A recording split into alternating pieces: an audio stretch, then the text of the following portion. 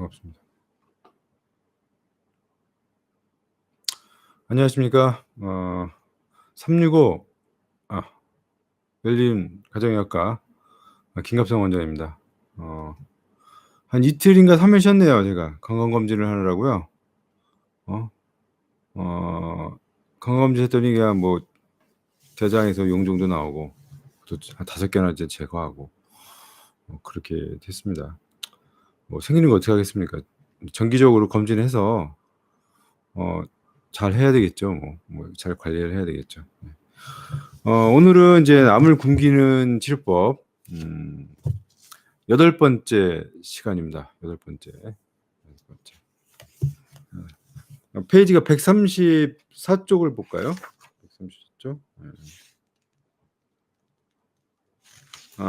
133 쪽 보면 맨 아랫줄 보시면 아이고. 맨 아랫줄 보면 내가 암에 대해서 공부를 해 나가면서 VEGF 혈관 내피 성장 인자를 VEGF라고 합니다. 위에. 네. VEGF. VEGF를 영어로 이제 바스쿨라 엔도셀리알 그로스 팩터를 감소시켜야 된다는 것을 알게 되었다. 깨달았다. VEGF는 암을 성장시키는데 자극제로서 암 성장에 주된 작용을 한다. 그러니까 그 혈관이 중요한 거예요. 그거 보면. 암은 혈관 생성을 통해서 스스로 먹고 살기 위한 새로운 혈관을 만들어내는데 VEGF가 중요하게 작용한다. 암은 어떠한 기존의 어떤 통로를 이용하는 게 아니라 자기만의 이제 파이프라인을 만들어요. 새롭게.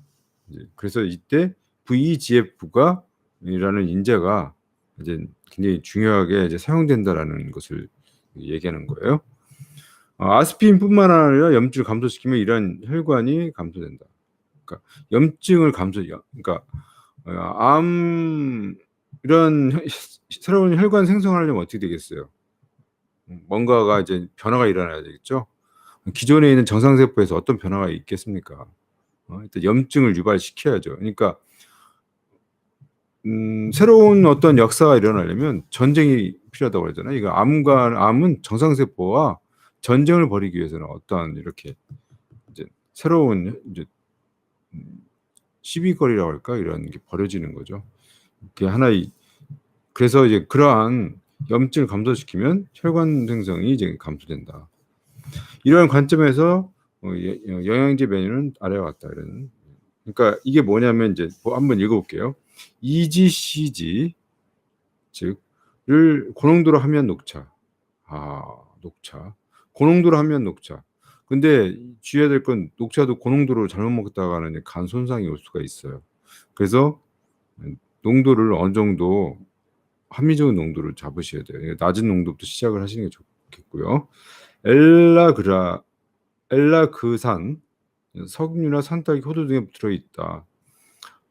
직접 뭐 석류나 뭐 산딸기, 호두 이런 거 먹으면 안 돼요. 이런 저게 있을 거야 아마. 캡슐 되거나 뭐로 되거나 이렇게 이제 정제되어 있는 거니까 깨끗하게 정제되어 있는 거 있을 겁니다. 레스페라톨 그리고 실리빈, 엉컨키라고 하죠. 그리고 이제 피크노제놀 그리고 비타민 B 복합제, 그 B12 설화정과 엽산이 포함된 비타민 B 복합제 그리고 글루코사민 예전에 우리 지난 시간에도 나왔었죠. 글루코사민이 좋다고. 그리고 커큐민 그리고 CLA 컨주게이트 리놀레이 액시드 그죠? 피크노제놀은 아스피린처럼 출혈의 위험을 증가할 수가 있어요. 피크노제놀이 좋긴 한데 여러 그런 성분들을 보면 피크노제놀이 참 대단한 적이다. 그렇지만 이제 출혈의 위험성을 증가시킬 수 있기 때문에 주의해서 복용해야 된다. 피크노제놀은 여러 가지 나무 껍질의 혼합체로서 특허를 받았으면 혈당을 떨어뜨릴 수 있다. 혈당도 떨어뜨려요. 그리고 이제 아스피린도 나무 껍질로 만들어진다. 위험이 2배 증가할지라도 나는 피크노제놀과 아스피린을 복용하였다. 이렇게 했어요. 굉장히 좀 위험한 상태가 되겠죠. 암 환자는 혈전이 생길 위험이 매우 높습니다. 혈전이 매우 높기 때문에 지시에 따라서 나는 모든 항리 혈전제를 수술 며칠 전에 끊었다. 최소한 인제 이런 항혈전제나 이런 수술 같은 경우에는 뭐 이제 마취과 이런 책들 의학책 보면 그 기준이 있어요. 뭐는 며칠 이상 뭐 해라. 근데 보통 한 5 일, 7일 전에는 만약 수술을 하신다고 그러면 이제 끊는 게 좋죠. 음. 어떤 의사는 일 주일 전부터 복용을 중단하라고 한다. 또한 이 넉넉 잡고 일 주일이라고 생각하세요. 그냥. 어 이 보면 인제 지인이 이제 폐를 3분의 1 이제 절제 수술했어요. 이제 뭐 절제 수술 잘했고 수술 후에 이게 종양 표시자 검사를 다시 했다. 수술 후 암이 퍼져 있는 것은 일반적인 현상이다. 그래서 수술 전에 아스피린을 복용하여 어 VEGF를 막는 것이 도움이 된다는 것을 나는 이미 알고 있었다. 네, 얘기 나왔습니다. 어차피 수술하면 좀 올라가죠. 여기 보면 인제 밑에 보면 이제 나의 검사 결과를 통보받을 때 뭐 남편이 앤드류가 옆에 있었는데 이제 이러한 이제 아스피린을 먹고 이런 거 했어도 이제 검사 수치가 190 에서 이제 600 까지 치솟았다라는 거예요. 그러니까 수술하면 좀 확실히 전이는 있어요. 이것은 암세포가 혈액을 타고 내 몸 곳곳으로 돌아다닌다는 것을 의미했다. 라고 되어 있습니다. 당황스럽죠. 뭐 잘 하려고 한 수술인데 암 전이는 한쪽에서도 일어나고 하는 이런 상황이죠. 이제 136쪽 보면 이제 중간에 보면 네. "자, 이제 당신 몸에 잽싸게 돌아다니는 암세포를 잡을 계획이나 짜는 게 좋겠어요. 암세포들이 혈관벽에 달라붙으면 전이가 일어나게 된다." 암세포들이 혈관벽에 달라붙으면 전이가 일어나게 돼요. 거기서 이제 돛을 내리고 인젠 영업을 시작할 거 아니에요, 걔네들이. 그래서 이제 아스피린이라든가 디피리다몰이 이런 게 필요한 거죠. 필요한 겁니다. 그리고 밑에 보면 "앤드류가 옳았다. 내 몸속에 돌아다니는 암세포가 정착할 기회를 주지 않기 위해서." 즉 달라붙지 않게끔 하기 위해서 최선의 전략을 짜기로 결정했다. 암세포는 혈관이 내피세포에 매달려 있다가 신체 어딘가에 가서 자리를 잡기 때문이다. 맞습니다. 이것이 바로 전입니다. 뭐 어딘가 막 돌아다니다가 자기가 이제 괜찮은 거 자기가 자리 잡으려고 합니다. 가장 많은 곳이 이제 혈관, 그러니까 많이 집합되는데 혈관이 많이 집합되는 데가 이제 저기 간이 많죠, 간. 그리고 이제 뇌, 그리고 폐, 그리고 이제 콩팥 이런 쪽 주요 기관들이 이제 혈관이 많이 모이기 때문에 인제 얽혀서 미세혈관들이 많이 모이기 때문에 그쪽으로 전이를 많이 하죠. 또한 이제 복부 쪽도 이제 혈관이 엄청 많습니다. 미세한 혈관이 많기 때문에 자리 잡을 곳은 많아요. 암 입장에서 보면 '아, 여기 괜찮은 쓸만한 곳인데, 쓸만한 땅인데.' 해 가지고 정착할 곳이 많아요. 이러한 이제 얘들이 이제 그쪽에서 정착을 하면서 이제 기존에 있는 정상적인 세포 작용을 이제 방해를 하니까 각각의 기관들이 이제 기능이 약해지면서 결국에는 사망을 하게 되는 거죠.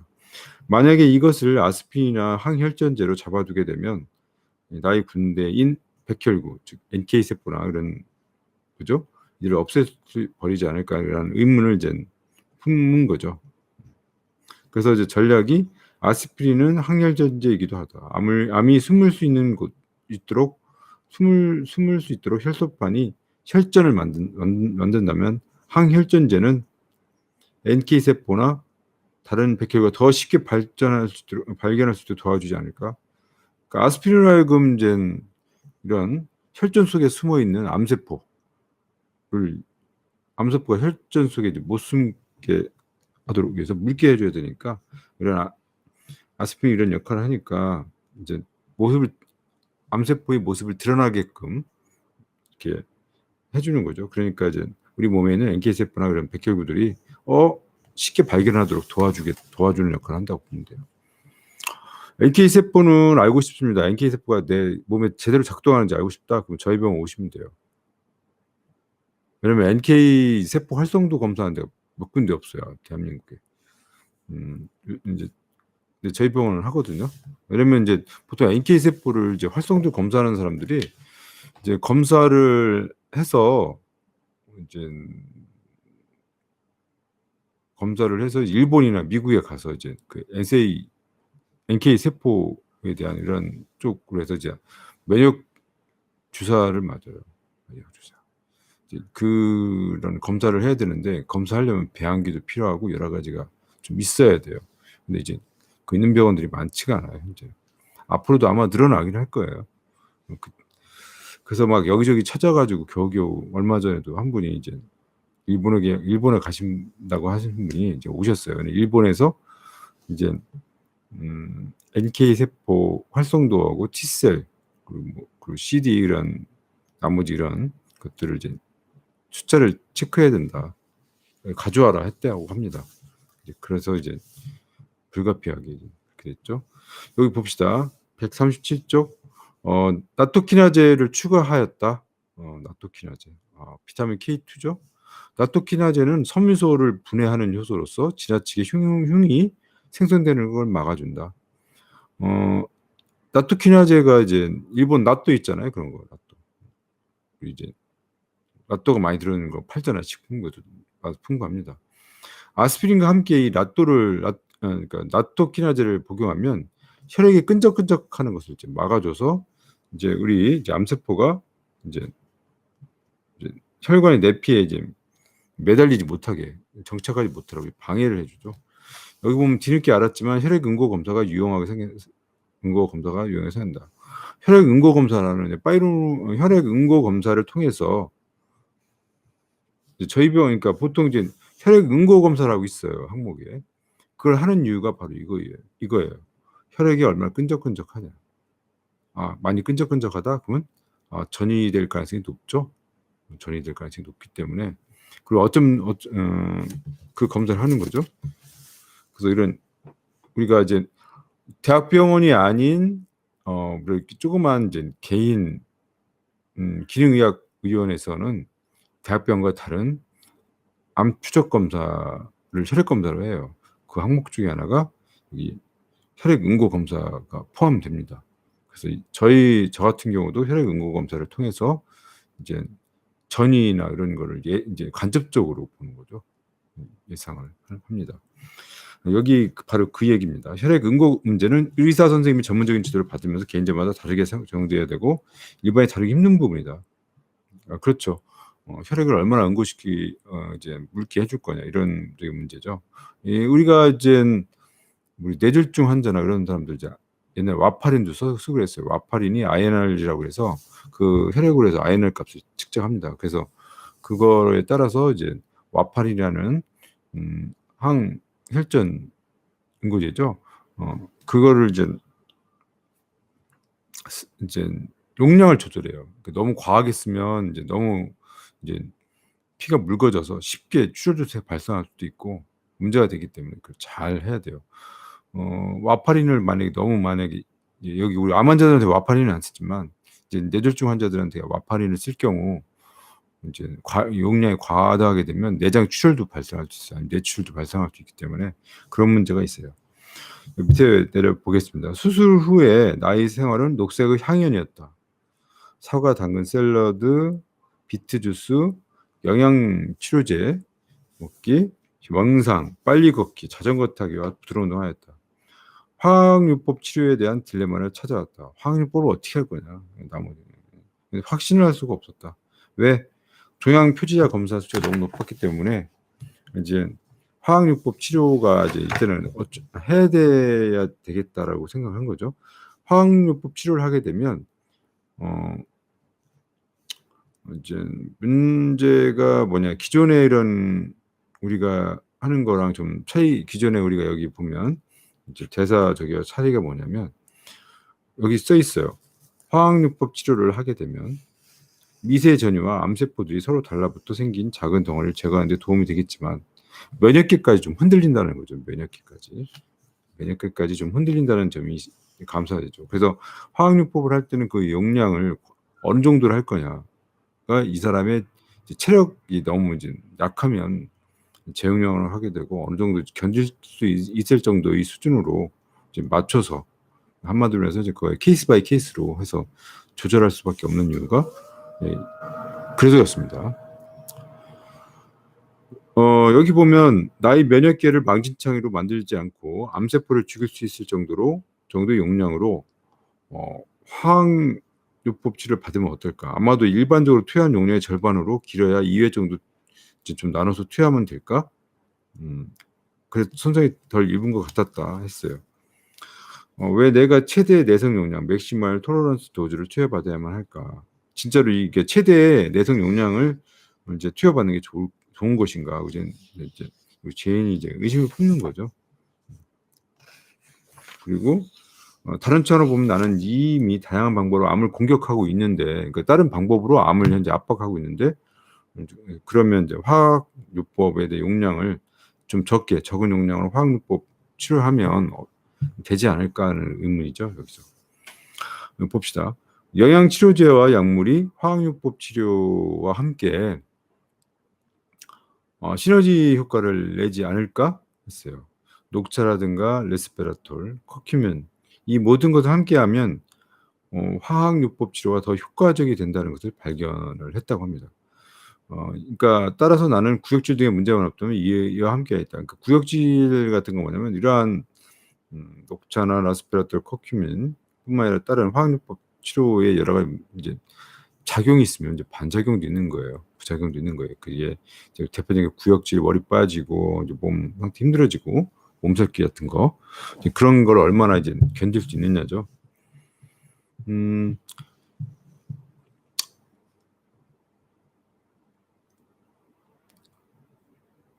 봅시다. 중간 좀 내려오면 하지만 녹차나 레스베라톨 둘 다 항산화제다. 그런데 이 둘 다 화학요법과 함께 투여했을 때 항암 효과가 상승되는 것은 이미 잘 보고되어 있다. 화학요법 치료와 함께 했을 때 효과를 상승하는 항산화제가 있어요. 그리고 반대로 화학요법 치료와 함께 했을 때 방해하는 항산화제도 있습니다. 그래서 우리가 평상시에 이제 공부를 해야 돼요. 자기가 공부한 내용을 중간 이제 자기 등잔 및 우리 수호천사 기능의학 선생님들하고 상의를 해서 이제 해야 되겠죠. 139쪽 아래에서 10줄 보면 암은 죽이면서 면역계를 황폐화시키지 않는 용량은 없을까? 암을 죽이면서 면역계를 손상시키지 않는 용량은 없을까? 그 화학요법 용량이 없을까? 저용량의 화학요법 치료가 다른 치료와 함께 병행 시행되면 가능하지 않을까 하는 이런 이제 제인이 이제 생각이죠. 뭐 결국은 뒤에서는 했어요, 사실은. 봅시다. 140쪽 보시면 이제 암의 크기가 줄었대요. 제인이 이제 열심히 해서 중간에 보면 위에서 한 10줄 하나 둘 셋 넷 8, 7개 줄인가 보면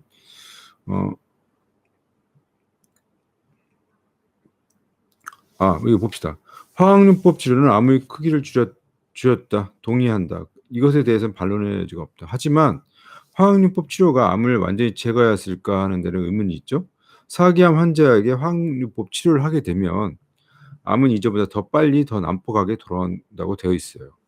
이것은 화학요법 치료와 방사선 치료가 암 줄기세포를 제거하는 데 실패했기 때문입니다.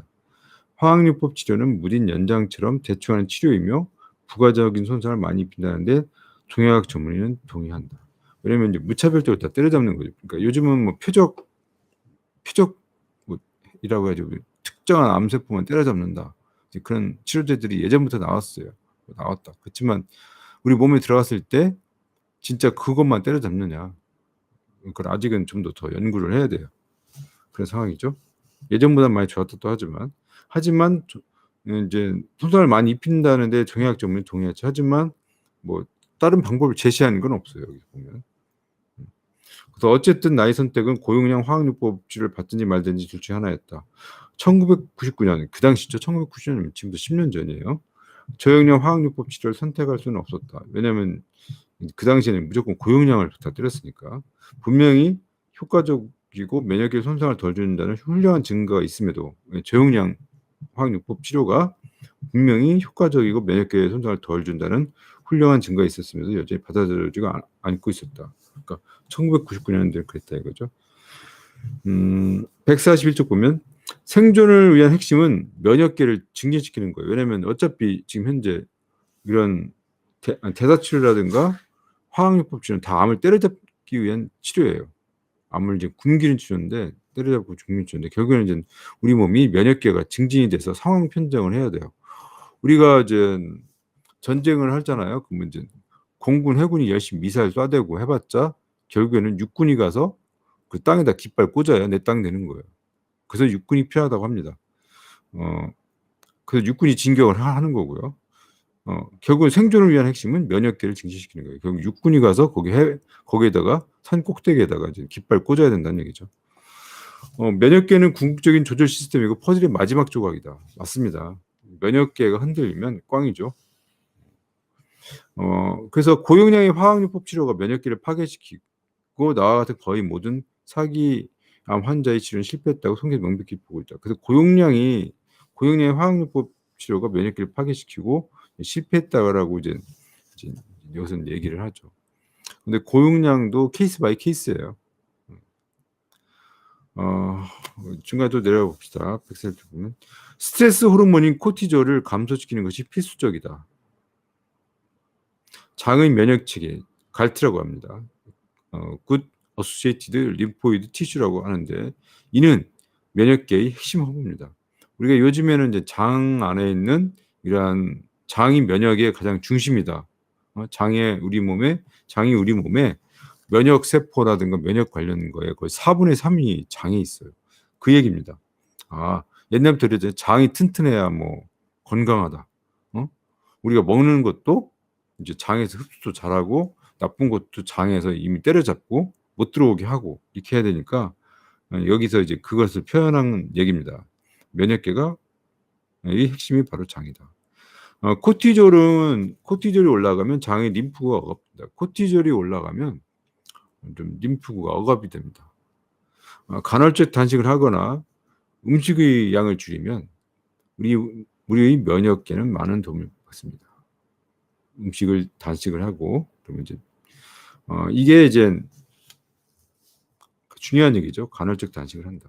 그럼 며칠간 할 거냐? 5일간 하세요. 5일간. 발터 롱고 박사의 캘리포니아에 있는 장수연구소 있죠? 거기에 이제 발터 롱고 박사가 얘기했어요. 5일간 했을 때 가장 최적이었다. 5일을 넘으면 안 된다. 간헐적 단식을 하거나 음식의 양을 줄여라. 그러면 우리 면역계는 많은 도움이 된다. 과도한 음식을 먹지 말자. 칼로리를 제한하자. 칼로리 계산법은 여러분 아시죠? 자기 몸무게 곱하기 24를 하면 얼마 나오죠? 그러니까 자기 몸무게 곱하기 24를 A라고 합시다. 그럼 이 A에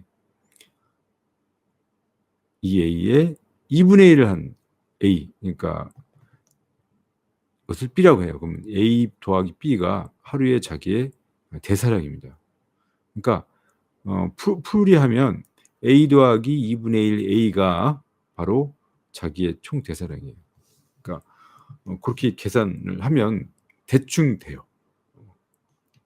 저도 이제 간헐적 단식이나 이런 다이어트에 대해서는 좀 얘기를 했는데 여기서 이제 간헐적 단식이라고 하면 이제 12시간을 보통 이제 단식을 하죠. 발토롱고 박사가 이제 얘기한 건데 저도 해봤어요. 저는 아침 9시부터 그 다음날 1시까지 밥을 안 먹습니다. 물은 먹되 밥이나 이런 거 다른 거 안 먹고 점심을 이제 먹는 걸로 1시에 넘어서 점심을 먹는 걸로 전날 9시 이후에는 이제 물 외에는 안 먹고 그렇게 했더니 한 하루 이틀은 힘들더라고요. 정상인 사람들도. 근데 이제 이틀이 넘어가니까 정신도 맑아지고 몸도 좋아지는 것 같아요. 좀 배고프긴 하지만 그래서 한 5일 정도 하니까 좋더라고요. 체중도 좀 배 나온 것도 좀 빠진 것 같고 체중도 한 1.5kg 빠진 것 같아요. 저는 좀 잘 맞았던 것 같아요. 그리고 음식량을 줄이라는 얘기는 과도하게 음식을 먹지 말자. 그러니까 그걸 보죠. 깔레브 박사의 조언에 따라 나는 섭취하는 음식의 양을 많이 줄였다. 음식의 양이 있는데 양을 줄였다? 그럼 칼로리도 줄여야 되겠지만 우리가 이제 여러 가지 우리 감자 같은 거 먹지 마라. 이제 당 지수가 높은 거 그런 거 먹지 말아야 되겠죠. 그것도 한번 생각하셔야 됩니다. 이제 깔레브 박사는 오후 3시 이후에는 음식 먹지 말라고 했지만 나는 6시 이후에는 음식 먹지 않았다. 되도록 아침을 늦게 먹었다. 그러니까 이게 간헐적 단식이죠. 그리고 암환자들은 케톤식이 하는 거 아시죠? 케톤식하고 저탄고지하고는 무슨 차이가 있느냐? 저탄고지를 더 탄수화물을 더 줄인 게 바로 케톤식이에요. 이렇게 생각하시면 돼요. 약효가 있는 버섯, 잎새 버섯, 디프렉션, 마이테이크 디프렉션, 베타글루칸, 그리고 쌀겨 추출물인 MGN3, DHEA를 복용하였으며 자기 전에는 멜라토닌을 복용했다. 멜라토닌도 상당히 이제 효과가 좋아요.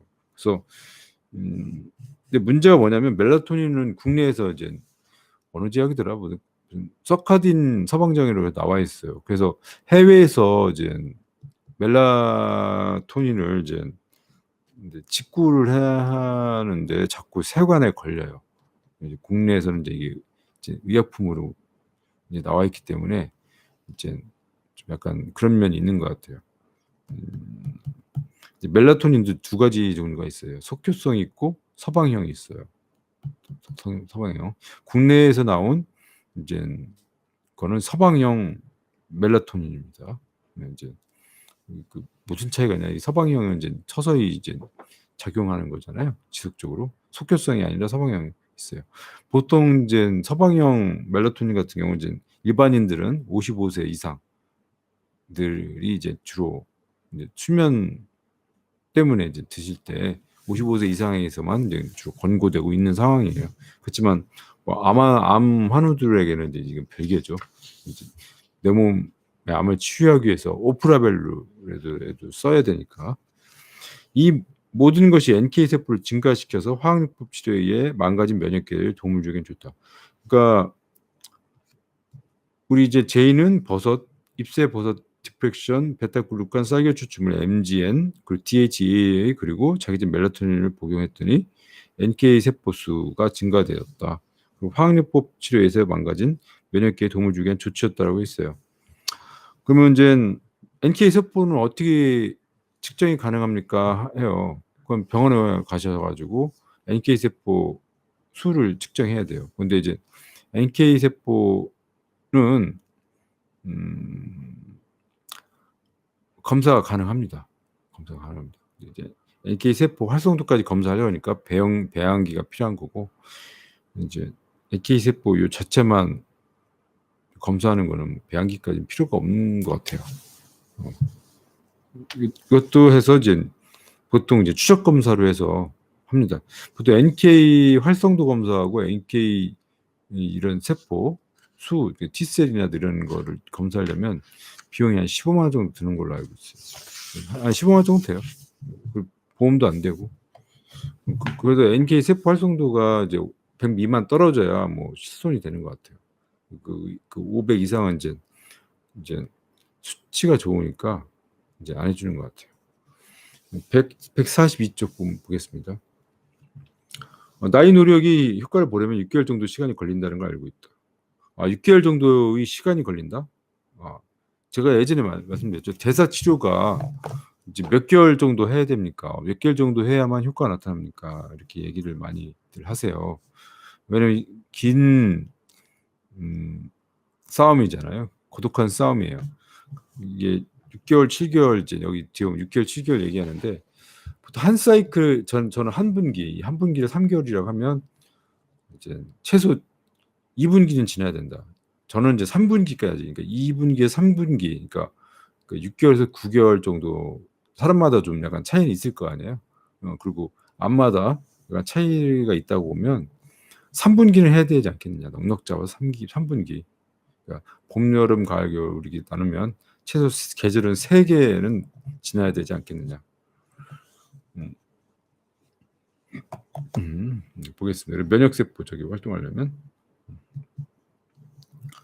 그리고 142쪽 중간에 보면 심리적 문제는 체면 치료가 유용하다고 읽은 적이 있어서 이제 체면 치료도 사야지. 그러니까 우리 체면 치료는 우리 국내에서는 좀 뭐 하잖아요. 그러니까 자기 명상, 교회나 절이나 성당에 가서 기도하는 거, 그리고 자기의 마음을 심지를 굳게 하는 것도 굉장히 중요해요. 저는 이제 이걸 기도발이라고 해요. 기도발 중요합니다. 자기의 마음의 흔들림, 얼마나 중요하겠어요. 우리 몸은 우리 사람은 심신을 이루어졌다고 그러잖아요. 심신, 마음신, 우리 몸에 대한 심, 마음이죠. 그 마음을 통제하는 것도 상당히 중요해요.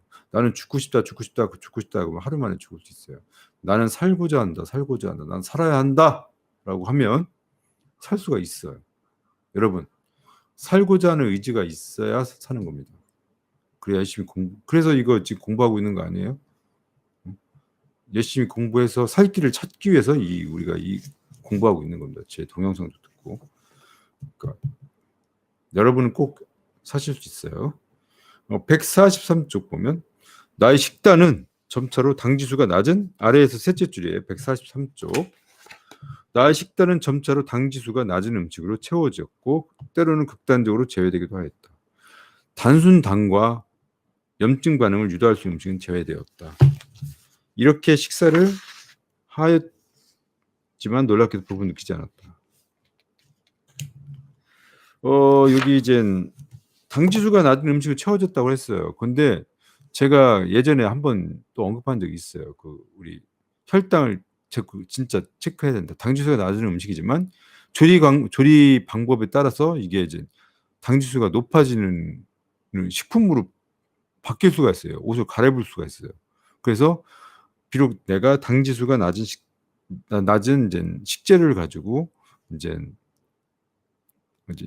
그러니까 만들지만 진짜 이놈이 나한테 이제 당지수를 낮게끔 해주나 당지수에 우리 혈당을 높이지 않는가는 이제 그때마다 체크를 하셔야 돼요. 근데 그때마다 우리 손바닥에다 찌려댈 수 없잖아요.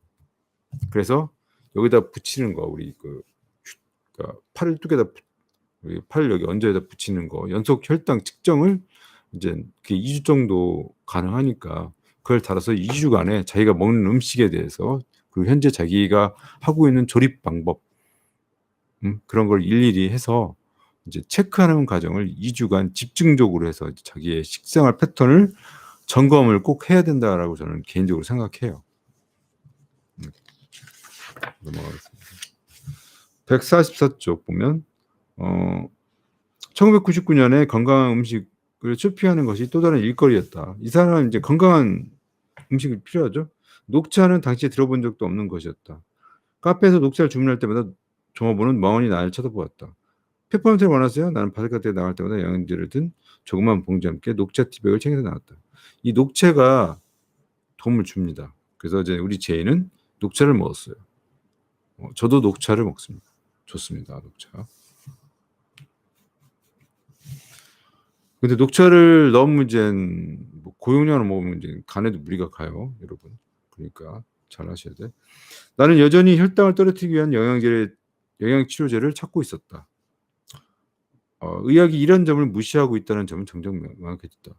당뇨 환자의 3분의 1 정도가 암을 예약하는 거와 거의 다름없다. 왜냐면 당뇨 환자들은 혈당이 조절 안 되잖아요. 그러니까 당뇨 환자는 인슐린과 혈당이 높고 이들은 암을 성장시키는 연료이기 때문이다. 그러니까 당이 흔들린다라는 건 우리 몸에 이제 적신호가 켜졌다는 거거든요. 신호예요. 우리 몸이 이제 정상에서 벗어나고 있다는 신호이기 때문에 열심히 관리를 해야 돼요. 네, 좀 내려가겠습니다. 나는 당시에 메포민에 대해서 전혀 모르고 있었다.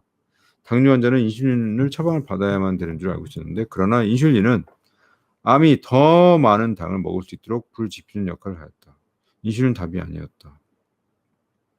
왜냐하면 인슐린 역할이 이런 포도당을 세포 안으로 집어넣어주는 역할을 해요. 근데 얘네들이 뭐 정상세포니 뭐 암세포 안 가리고 다 집어넣어주니까 문제가 되는 거죠. 나는 좀 더 자연적인 방법과 영양치료제 혹은 인슐린 증가 없이 혈당을 떨어뜨릴 수 있는 식이요법을 원한 겁니다. 그래서 우리가 그래서 그런 거예요. 147쪽 보겠습니다. 그 유명한 베리베린이죠. 우리 꼭 먹어야 될 베리베린. 근데 부작용도 좀 있어요. 부작용도. 베리베린은 중국에서 설사와 함께 여러 감염의 수세기 동안 사용되어 왔다. 뭐 이런 게 있어요. 배가는 게 뭐 이제 이거 필요한 거고 봅시다.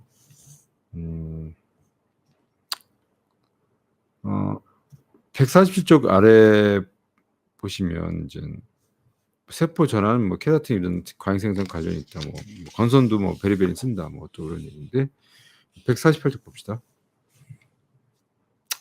약 1992년, 1999년 2월 약초 학회지에서 이제 게재 논문을 봤더니 이제 베리베린이 건선 환자의 80%에서 치료 효과를 드러내고 있다고 기술하였다.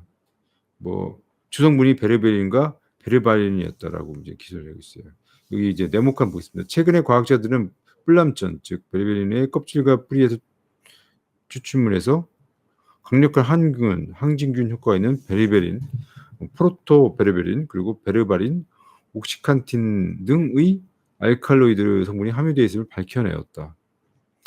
세포 배양 연구를 통해 이러한 알칼로이드가 다양한 동양세포의 성장을 억제할 뿐만 아니라 강력한 항산화 작용을 통해 각질 형성세포의 성장을 억제하고 염증을 완화시키는 것을 증명하였다. 이러한 알칼로이드의 작용은 뿔남전 추출물이 다양한 피부질환, 건선, 피부염, 습진, 징후성 피부질환뿐만 아니라 소화계 질환과 혈액 질환 치료에 성공적으로 사용되어진 이유를 설명해 준다라고 되어 있어요. 우리가 위에 대한 문제들이 많잖아요. 위장, 소화가 관계. 이게 이제 진균이나 다른 이런 것들을 다 많이 잘 잡아준대요. 제가 암세포가 좀 뭐랄까 그 항생제, 아니 그 기생충이나 이런 진균류 같은 성질이 있다고 했죠 예전에. 그러니까 이것이 이제 좀 도움을 주는 것 같아요. 149쪽 보면 수칼 박사는 다음과 같이 썼다. 미국과 캐나다 연구진은 뿔남천이 항진균 약초 중에서 5째 안에 드는 강력한 효과를 보이고 있으며 항진균제로서 지방대사를 증진시키는 것을 발견되었다.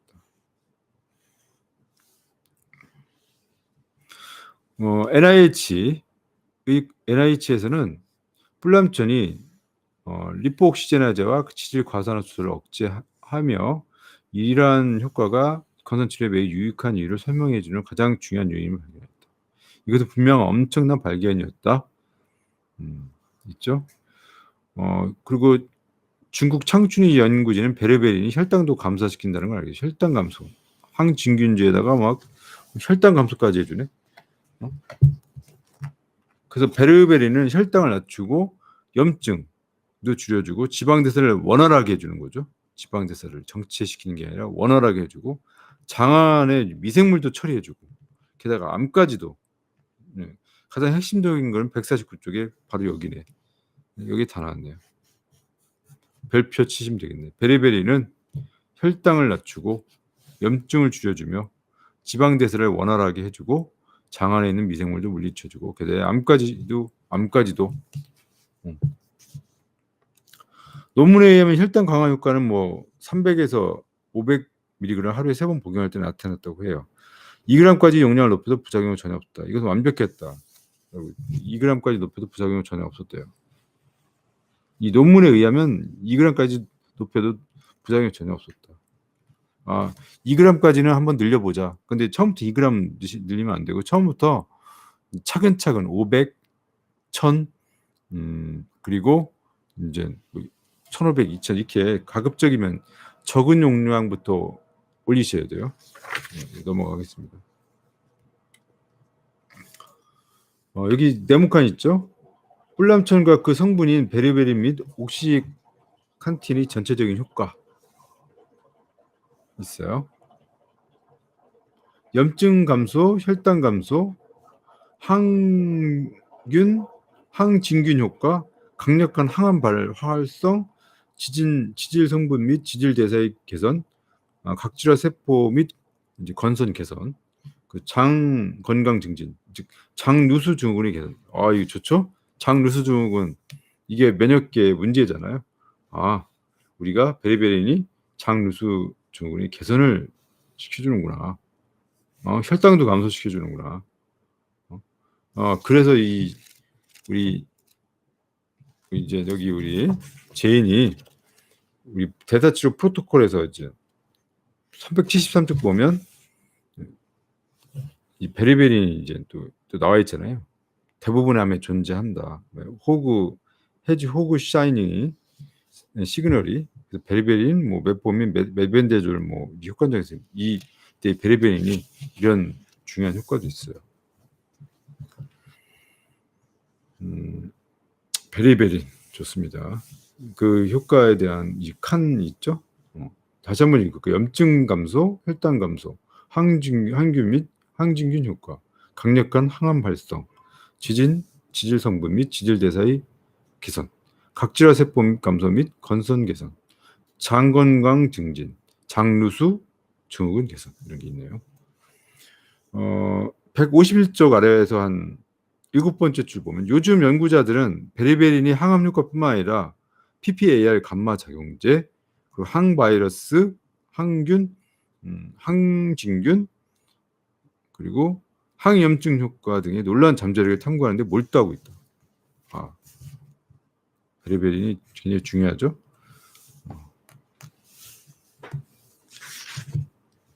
네, 넘어가겠습니다. 152쪽 보겠습니다. 또 하나는 베리베린이 칼슘 통로 차단제 역할도 한다는 사실이 알려져 있어요. 칼슘 통로 차단제. 뭐냐면 이것은 몸에 주입된 세포 독성 항암제가 암세포 안에 더 오래 머무르게 하는 것을 의미한다. 암세포 안에서 암세포 안에 더 머무르게 한다는 게 뭐냐면 그러니까 항암제가 이제 암세포 안에 들어갔어요. 그러면 암세포는 어떻게 하겠어요? 이상한 놈도 들어왔잖아요. 얘들 막 세포 밖으로 밀어내려고 할 거 아니에요. 얘는 암세포도 자기가 살려고 할 거 아니에요. 근데 이제 이 베리베린이 이제 이 세포가 암세포가 이제 그렇게 못하도록 방해를 하는 것 같아요. 항암제는 암세포가 열심히 분열할 때 그것을 붙잡아야 하는데 그렇지 않으면 효과가 떨어지겠죠. 당연히 그죠? 항암제가 암세포 안에 들어가서 이제 암세포가 이제 증식하려고 막 하는데 이제 항암제가 이제 그걸 못하도록 방해를 해야 되잖아요. 이제 그거를 얘기하는 거예요. 고용량의 화학요법제가 면역 시스템을 손상시킬지라도 독성과 효능사의 균형이 맞는 한에서 의사는 최대 내성 용량을 투여를 선호한다. 그러니까 그래서 좀 힘든 거죠, 우리 몸이. 신체의 모든 세포는 분열하기 전에 휴지기를 갖는다. 케모 칵테일, 즉 케모 칵테일이라고 하면 뭐냐면 여러 가지 화학요법제를 이제 섞은 걸 말해요. 우리 칵테일 술 같은 거 칵테일이잖아요. 이것저것 섞은 거 칵테일, 이것 마찬가지입니다. 케모 칵테일은 화학요법제를 섞인 거를 케모 칵테일이라고 해요. 이것은 여러 종류의 세포 독성 약물들로 구성되어 있어서 암세포의 분열이 서로 다른 단계에서 작용하는 거예요. 암세포가 어떤 거는 S단계, 어떤 건 분열하는 단계, 어떤 건 합성 단계, 여러 가지가 있는데 이제 여러 단계에서 이제 암세포에게 작용한다. 따라서 세포 안에 항암 약물을 오래 유지시킬수록 암세포가 분열하는 동안 붙잡아 죽일 수 있는 기회는 더 많아진다. 그래서 따라서 암세포는 건강한 세포보다 휴지기는 훨씬 짧고 활성기는 더 많다. 뭐냐?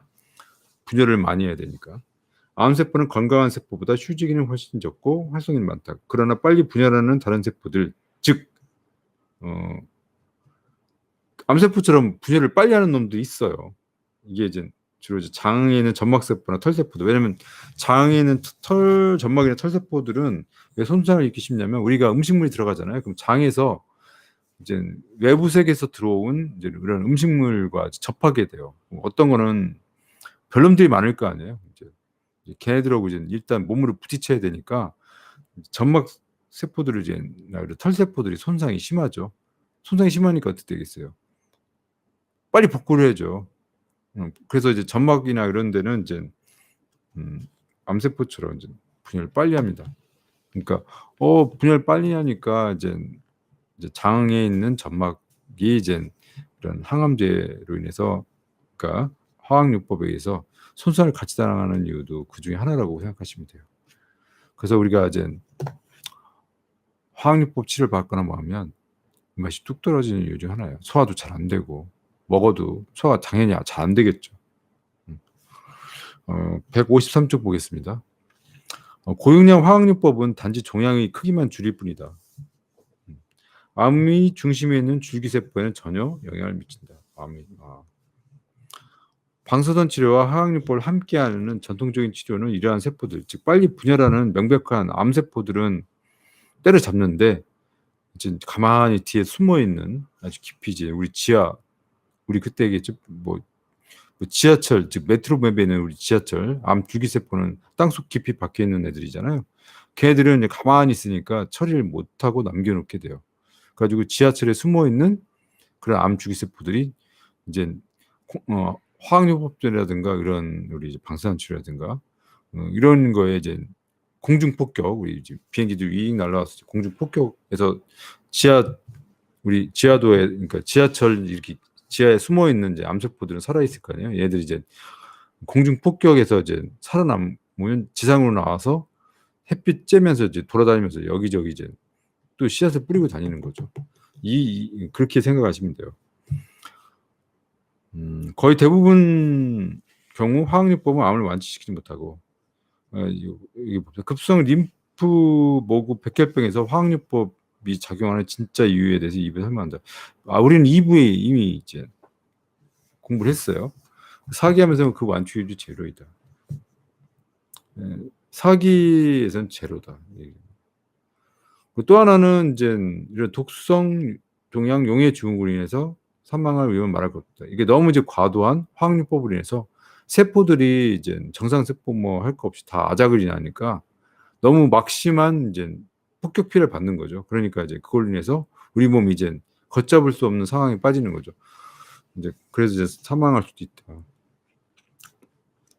그러니까 면역력 저하 및 위장관 손상, 신경병증, 청력 이상, 심장 이제 손상 등의 지독한 부작용 없이 항암 치료를 더 효과적으로 만들 방법 없을까? 여태까지 이러한 여러 가지 이제 부작용이 있었다는 얘기죠. 그래서 나는 의료 전문가들이 종양이 크게 지나치게 집착하는 것을 우려했다라는 이런 얘기 이제 있어요.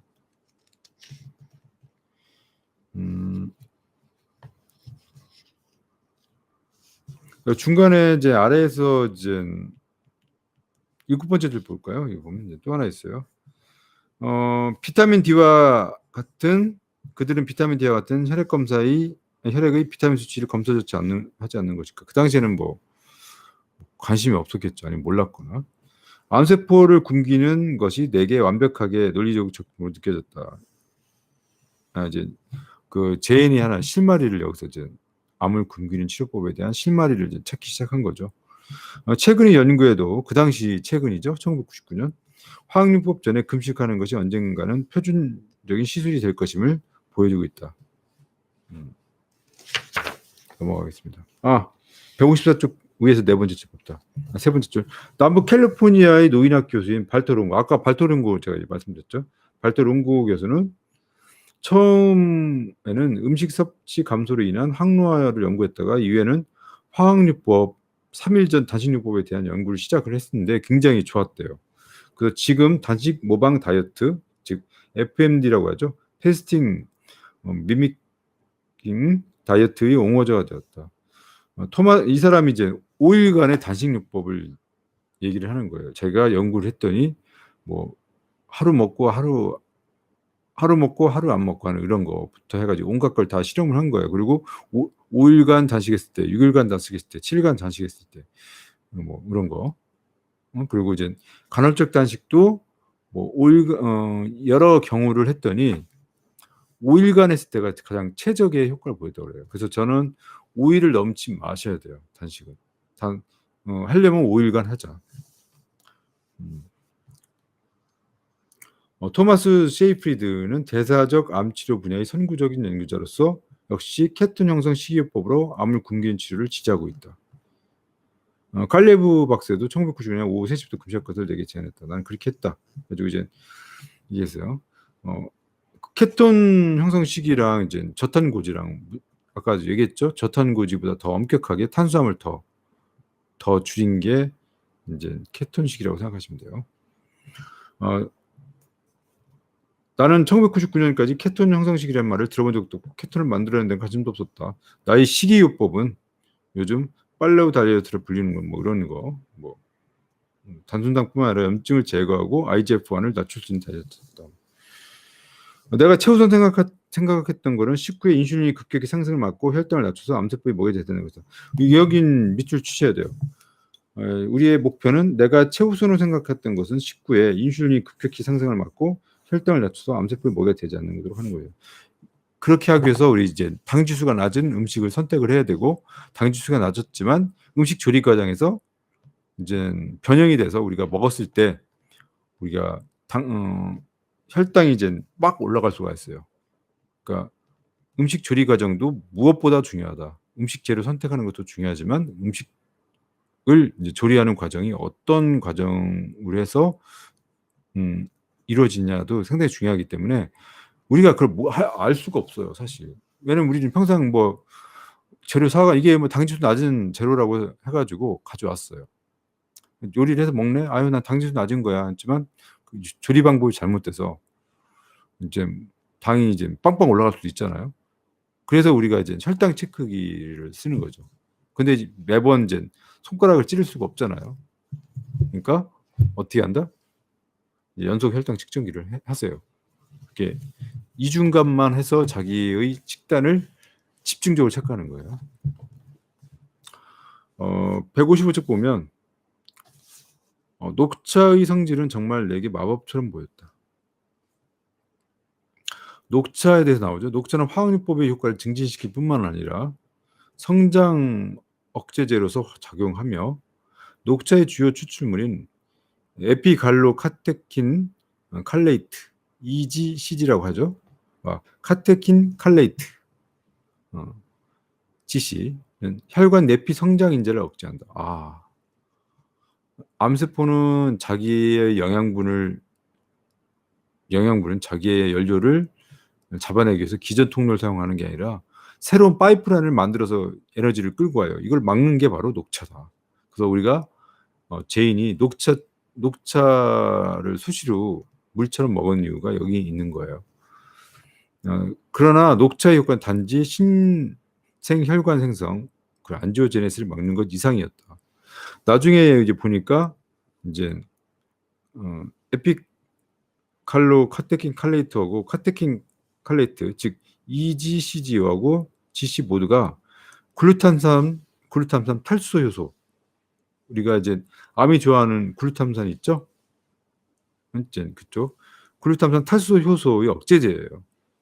글루탐산은 글루타민 전구체로서 글루타민은 포도당과 함께 암이 성장하기 위해 필요한 연료를 사용하는 데 핵심 요소예요. 그러니까 얘는 얼마나 좋아요. 글루타민을 이제 막아주는 역할을 하는 거예요. 그래서 녹차를 우리가 이제 제인이 녹차를 선택한 이유가 다 여기 있었던 거예요. 그러니까 중요하죠. 여기 별표 하나. 비록 나는 암에서 비정상적인 경로, 즉 mTOR나 다른 대사 경로에 대해서 아무것도 몰랐지만 이러한 경로들을 억제하는 보충제들을 항암 중에 이미 많이 복용하고 있었다. 참 제인은 진짜 하느님이 이미 어떻게 보면 이제 수호천사들이 있는 것 같아요. 보이지 않는 수호천사. 하는 것만마다 진짜 옳은 선택. 물론 이거는 진짜 신의 계시 같아요. 베리베린, 수소나 구연산염, 그리고 수소나 구연산 하이드록시네이트죠. 그리고 김내마, 피크노제놀 등이 있다.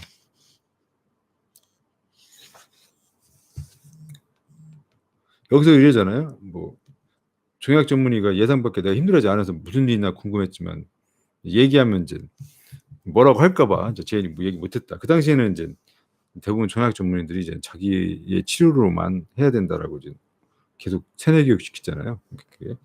뒤늦게 중간 보면 뒤늦게 깨달은 것이지만 지난 3, 4년 동안 메포민과 동등한 자연물질인 베리베린에 관하여 많은 연구가 발표되고 있었다. 그래서 화학요법에 가장 큰 효과를 낸다는 것이 베리베린이었던 것 같다고 나는 솔직히 말할 수 있다. 그러니까 베리베린은 우리가 좀 먹어야 되겠죠. 암 환자들은 이제 먹어야 되겠다 이렇게 생각하실 거예요.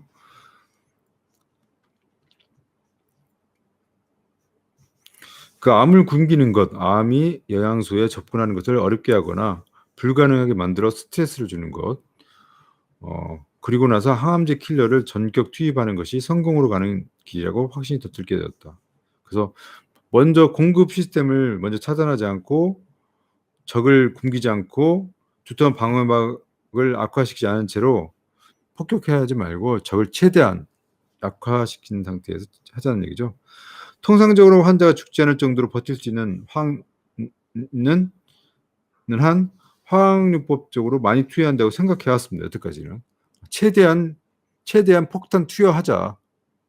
환자가 죽지만 않을 정도로만 해서 최대한 폭탄 투여하자.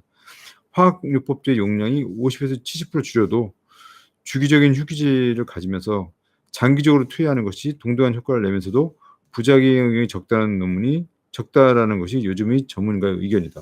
그러니까 한 번에 왕창 두드리지 않고 저용량으로 주기적으로 자기기적으로 화학요법을 해서 가는 것이 부작용이 적다라는 것이 이제 의견이 된 거죠. 특히 다른 약물과 치료법을 병행해서 사용한단 말이다. 그러나 1999년 종양학 전문의들에게는 고용량 화학요법이 유일한 방법으로 각인되어 있었기 때문에 그들은 근거가 충분히 있음에도 불구하고 그걸 주의하기 필요하다. 그러니까 그 당시에는 아직 학계 이제 주류에서는 받아들이기에는 자기네들 기준에 받아들이기에는 좀 힘들었던 어떤 이유가 있었겠죠.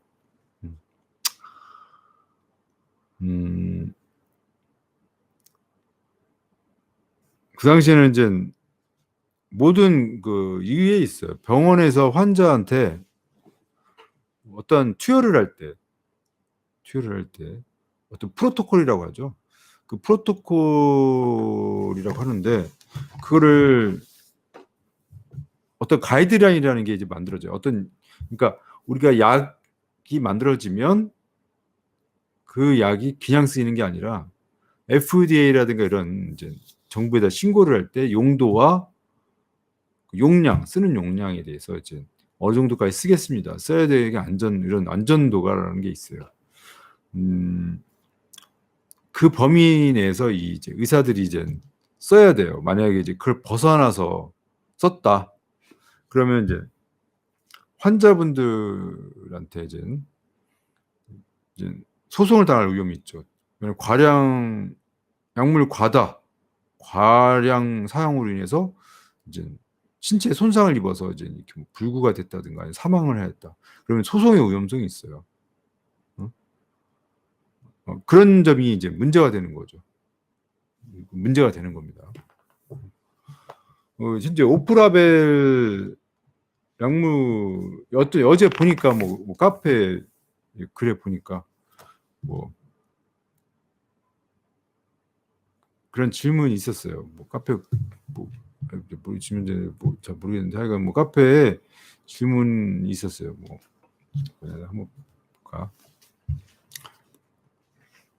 네. 뭐 어떤 어르신 같아요. 뭐 공부를 어느 정도까지 해야 되느냐? 제가 기능의학 의사 선생님과의 진료 전 준비물 안내를 했어요. 왜냐면 이제 시간이나 여러 가지 이런 거를 좀 해야 되니까. 여기 보니까 뭐 무슨 얘기가 있었냐면 뜨아 의사 선생님과 대화가 돼야 한다는데 환자인 내가 어디까지 지식 수준을 알아야 되는 건가? 제인의 내용 뭐 파티를 다 탐독하면 되나요? 기능의학 유튜브 강의 다 보고요. 저는 궁금한 게 황당한 질문이 많아서요. 고민해라 짐을 미뤄요. 뭐 하면서 이제 이렇게 이제 말씀하셨어요. 어디까지 뭐 내가 지식 수준을 쌓아야 되느냐. 사실 일반 감기라든가 뭐 다른 거는 지식 수준 안 쌓아도 돼요. 왜냐면 정부 기준에 의해서 쓰니까. 근데 이거는 항암 치료는 약물을 오프라벨을 쓰는 거예요. 오프라벨 약물은 기존의 목적과 다르게 쓰는 거기 때문에 비공식적으로 쓰는 거예요. 그러니까 정부에서 인정되지 않은 방법으로 쓰는 거기 때문에 환자와 우리 환우분과 의사분의 절대적인 신뢰가 필요한 거예요. 오프라벨이기 때문에. 왜냐면 그거에 대한 부작용이나 여러 가지 이러한 거. 근데 어떤 약물이나 어떤 작용이나 그러니까 자기 암이나 이런 거에 대한 지식이 없다면 이제 치료 결과가 좋다라고 하면 모르겠지만 치료 결과가 나쁘고 부작용이 많을 때는 이제 환우분들과의 대화가 안 통해요. 처음부터 같은 이해와 같은 그러니까 그러한 질병이라든가 이런 약물에 대한 이해, 서로 동의와 서로의 이러한 같이 알아가는 이런 과정이 이제 작으면 비난을 하게 될 수도 있고 반목을 하게 될 수도 있고 오해를 하게 됐고 저 의사가 나를 망쳤다. 나는 이러한 불필요한 오해가 있을 수 있어요. 그래서 공부를 해야 됩니다. 공부를 하기 싫은 사람은 그냥 대학병원 가서 그냥 화학치료, 대학병원 그 선생님들이 이제 하는 그냥 화학치료만 매달리시면 돼요. 아니면 자기가 알아서 스스로 뭐 풀뿌리를 먹던 뭐 산속에 가서 이제 나무를 캐서 먹던 그 자기가 알아서 하죠. 그런 점 때문에 이제 공부를 해야 돼요. 알아서 지금 이렇게 이제 우리가 공부를 하는 이유가 왜겠어요? 공부를 해서 살아보자는 거 아니에요. 그래서 우리가 공부를 하는 겁니다. 그러한 오프라벨 약물을 사용하기 때문에 공부를 해야 돼요. 누구한테 쓴다? 남한테 쓰는 게 아니라 자기 몸에 쓰는 거잖아요. 자기 몸에 어떠한 것이 들어가는가. 지금 현재 생사 목숨이 왔다 갔다 하는데 자기 삶이 왔다 갔다 하는데 어떤 약물을 먹었을 때 부작용이 덜했고 더 심했고 이런 거 왜 그런가 의문을 품고 좀 더 좋은 방법이 없을까 이런 걸 찾아야 돼요. 의사가 다 찾아주기를 기대한다? 그럴 수 있어요. 근데 이거 기능의학 이거 하시는 분들은 저를 비롯해서 사실 진료 시간이 많이 잡아먹어요.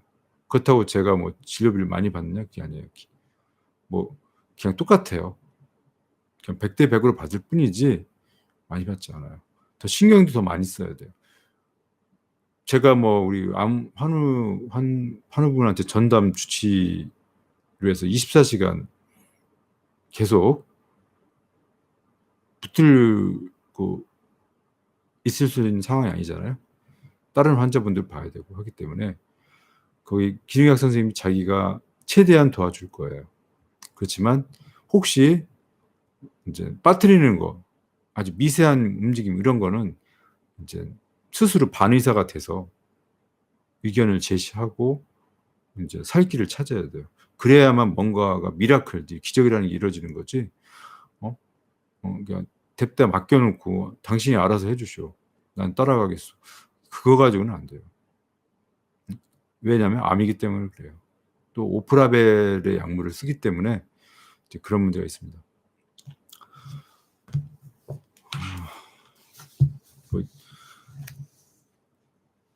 엉뚱한 얘기로 많이 지체됐죠? 이제 넘어가겠습니다. 158쪽 보시면 위에서 7번째 쪽 보면 화학요법 3일 전에 3일 단식이 면역 시스템을 유지시키고 부작용을 줄여준다는 초기 연구가 있었어요. 좀 더 내려가면 베리베리는 화학요법이 불가피한 부작용인 장루수를 치유하는 데 매우 유용하다. 우리가 장이 가장 문제였잖아요. 장이 튼튼해야 뭐 몸이 튼튼하다 뭐 이런 얘기 맞습니다. 장루수를 치유하는 데도 매우 유용했다. 글루타민도 역시 화학요법 중에 복용할 만한 유용한 보충제다. 글루타민은 장에서 흡수가 매우 잘 됩니다. 그리고 비록 어떤 암은 글루타민을 연료로 사용하지만 포도당 같은 방식으로 암세포를 먹이는 것은 아니에요. 글루타민은 장점막의 회복도 또 좋아요. 왜냐면 이제 장점막 이 자체가 또 단백질이나 이런 거를 재료를 쓰기 때문에 장점막도 복구를 해야 되잖아요. 그럼 글루타민이 필요하단 말이에요. 글루타민은 장점막의 회복을 돕고 미생물종을 더 좋게 유지시켜 나의 면역 시스템 기능을 향상시킬 것이다. 암을 굶기는 나의 보충제들, 즉 베레베린, EGCG, 김네마, 실베스터, 그리고 수산화 염산염, 피크노제놀, 실리비닌 등과 저탄수화물 시기는 즉 저탄 했던 거죠. 주치나 내가 기대했던 것보다 화학요법 효과를 훨씬 더 높여주었다. 굉장히 이제 여기서 드라마틱하게 이제 좋아진 거죠. 여기 보면 항암요법 혈액 지표가 이제 600에서 150 미만으로 떨어졌다라고 이제 돼 있어요.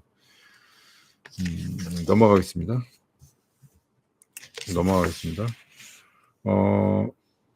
오늘은 여기까지 할게요. 다음 시간에는 163조 가두어두기를 할게요. 제가 진행을 이제 빨리빨리 해서 이거를 빨리빨리 꺼내줄게요.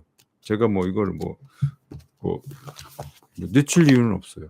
그러니까 다음 시간에 보시고, 오늘 우리 이제 토요일이네요. 토요일. 지금 제가 이걸 하기 위해서 지금 1시간 5분 동안 이제 여러분들에게 이제 가뭄 굶기는 치료법을 이제 전달했어요. 지금 1시 몇 분이니까 제가 6시 몇 분에 제가 병원에 나왔어요. 여러분들을 위해서 아침 일찍 출근했습니다. 지금 라이브로 이제 찍고 있고요. 일부 여기 지금 청취자분 한 분인가? 두 분인가 있네. 하여간 굉장히 부지런하신 분이에요. 제가 이분을 위해서 항상 기도할게요. 하느님께 항상 기도할게요.